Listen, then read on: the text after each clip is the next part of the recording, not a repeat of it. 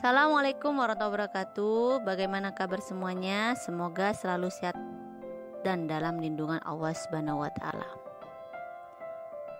Tetap semangat belajar walaupun kita PJJ.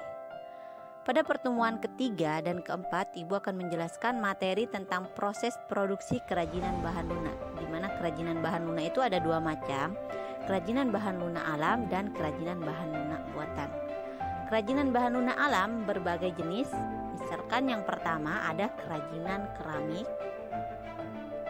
di mana bahan yang digunakan itu adalah tanah liat dan alat yang digunakan diantaranya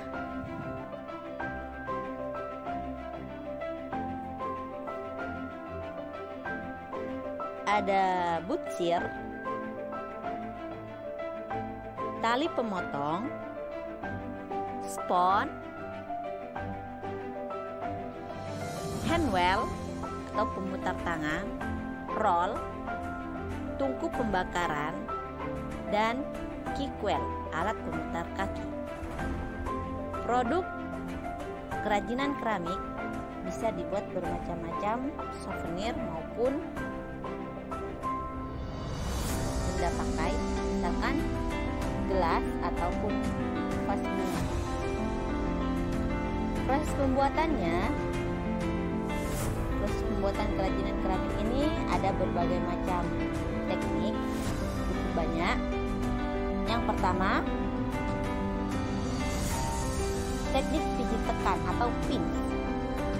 Teknik pembentukan badan keramik secara manual dengan cara tanah liat dipijit tekan dari bentuk bola menjadi bentuk yang diinginkan dengan menggunakan jari-jari tangan. Teknik yang kedua, teknik pilin atau coil. Teknik pembentukan badan keramik secara manual dengan cara tanah liat digulung hingga berbentuk pilinan tanah. Teknik yang ketiga, teknik lempengan atau slab. Teknik pembentukan badan keramik secara manual dengan membentuk lempengan menggunakan roll. Lempengan digunakan untuk membuat karya keramik yang berbentuk persegi atau silinder. Keempat, teknik cetak. Teknik cetak ini menggunakan alat cetak, di mana ada dua macam.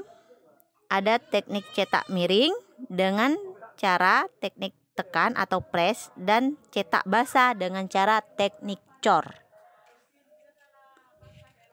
Yang kelima,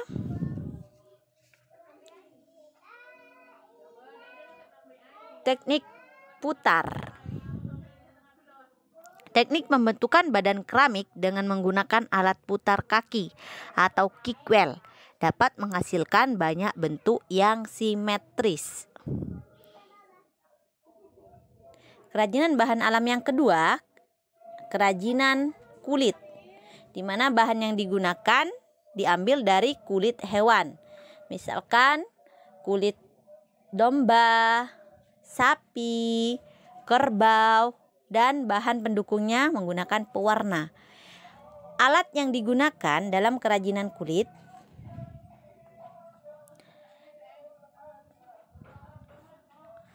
alat pahat, plong atau pembolong kulit, gunting, cutter, jarum, dan mesin jahit. Produk kerajinan kulit bisa dibuat berbagai macam jenis. Misalkan bisa dibuat tas, sepatu, dan masih banyak lainnya. Proses pembuatan kerajinan kulit. Ibu di sini ambil contoh kerajinan kulit wayang. Jadi yang pertama prosesnya, langkah pertama kulit dikerok, dicuci dan dijemur. Dan setelah itu inilah penampakan setelah kulit dikerok, dicuci dan dijemur. Langkah yang ketiga, kulit diberi warna dasar dan ditatah dengan pahat mengikuti pola. Langkah keempat, kulit diberi warna sesuai karakter wayang kulit. Dan yang kelima ini adalah hasilnya. Wayang kulit Krishna sudah siap dimainkan. Yang ketiga, kerajinan adonan tepung atau floor clay. Floor clay adalah sejenis bahan tepung yang dibuat menjadi adonan, di mana bahan yang digunakan tepung terigu, tepung sagu, tepung tapioka, lem putih, pewarna makanan atau cat poster atau akrilik, dan semprot clear. Bahan pendukung lainnya kita bisa menggunakan peniti bros, gantungan kunci, dan magnet. Alat yang digunakan baskom, mangkuk, sendok, spatula, gelas ukur, plastik, triplex, dan wastafel. Produk yang dihasilkan kerajinan adonan tepung bermacam-macam. Bisa dijadikan souvenir atau kenang-kenangan. Contohnya dijadikan gambar pertama ini patung-patungan, gantungan kunci, figura, dan tempat pensil. Proses pembuatan kerajinan floor clay. Yang pertama, langkah pertama semua tepung dicampur dan dilumuri air. Langkah kedua, adonan diaduk hingga kalis sehingga berbentuk gambar. Yang ketiga, adonan yang sudah jadi. Kemudian langkah keempat, kita tetesi warna makanan dan aduk hingga rata sehingga menghasilkan gambar yang kelima. Ini hasil adonan setelah diwarnai. Baru kemudian terakhir kita bentuk adonan sesuai selera. Misalnya gantungan kunci berbentuk anak-anak. Baru kita semprot clear agar kilap dan awet. Yang keempat, kerajinan getah nyatu. Di mana bahannya? Yang pertama adalah getah nyatu, air rebusan, pewarna alam atau pewarna sintesis. Alat yang digunakan botol atau roll sebagai penggulung atau penggiling, papan sebagai alas, gunting, kuas, dan sendok. Produk yang dihasilkan kerajinan getah nyatu diantaranya bisa dibuat replika kapal atau patung-patungan, souvenir. Proses kerajinan getah nyatu. Pertama, getah nyatu direbus terlebih dahulu sebelum dibentuk agar lunak dan mudah dibentuk. Yang kedua, ambil getah nyatu dan digiring agar memperoleh ketipisan tertentu. Langkah ketiga, getah yang sudah digiling direbus kembali agar lebih lunak.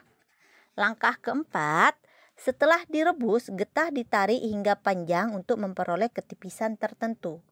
Langkah kelima, getah yang sudah tipis dapat dibentuk aneka kerajinan, misalnya kerajinan khas Kalimantan. Dan ini adalah proses yang terakhir, hasil karyanya. Contoh, gantungan kunci berbentuk orang-orangan. Kerajinan bahan lunak yang kedua adalah kerajinan bahan lunak buatan. Di antaranya, 1. Kerajinan lilin.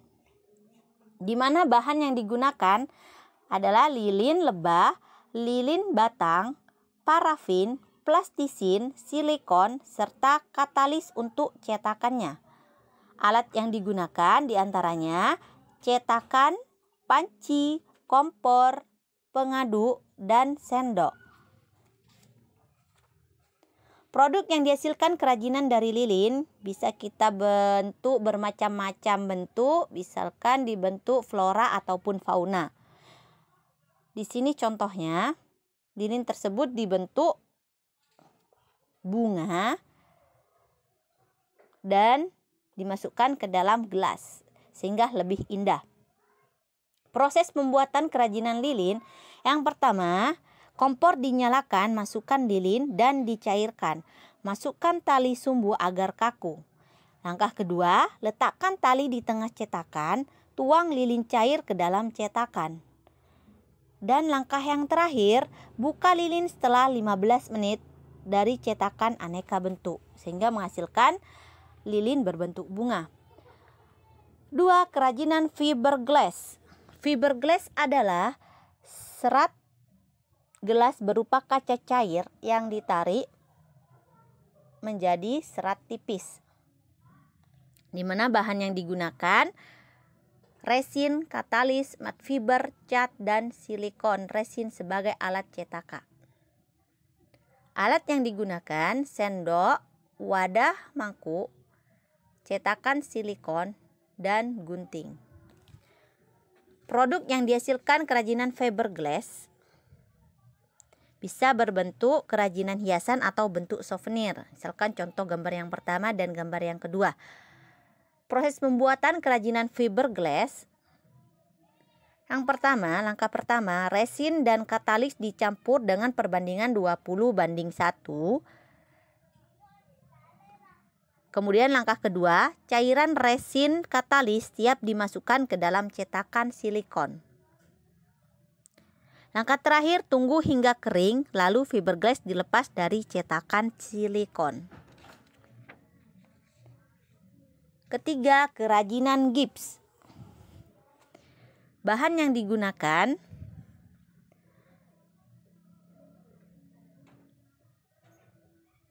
serbuk gips,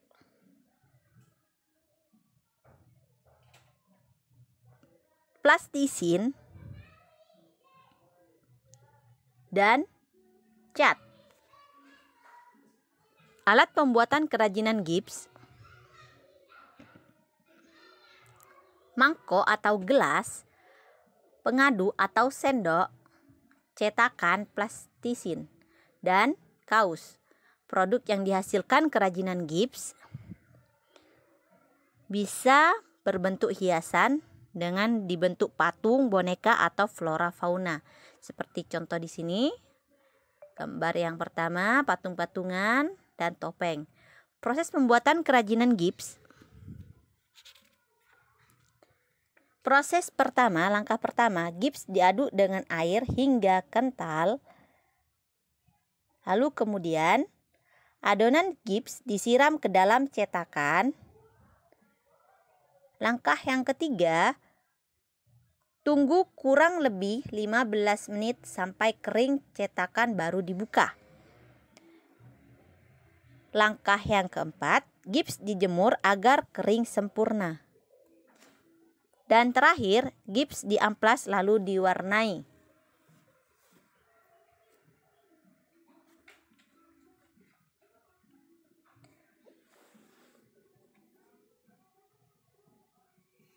Empat, kerajinan sabun. Bahan yang digunakan bisa berbentuk sabun batang maupun sabun cair.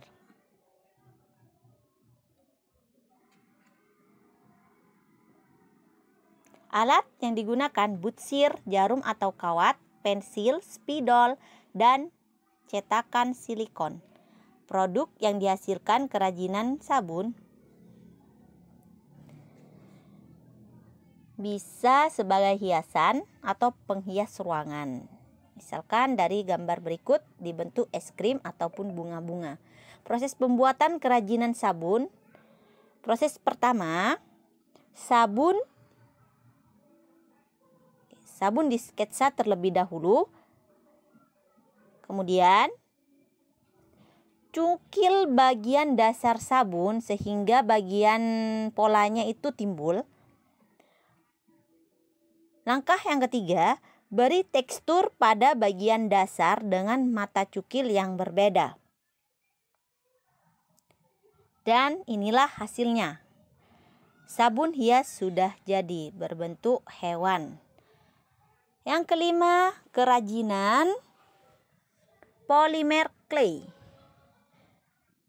Polimer clay adalah semacam adonan yang sudah dicampur dengan bahan tertentu sehingga mirip adonan kue. Bahan yang digunakan polimer clay, kotak pensil, wadah serbaguna, dan bingkai foto. Alat yang digunakan cukil, alat cetak dorong, alat cetak tekan, dan alat cetak potong. Produk yang dihasilkan kerajinan polimer clay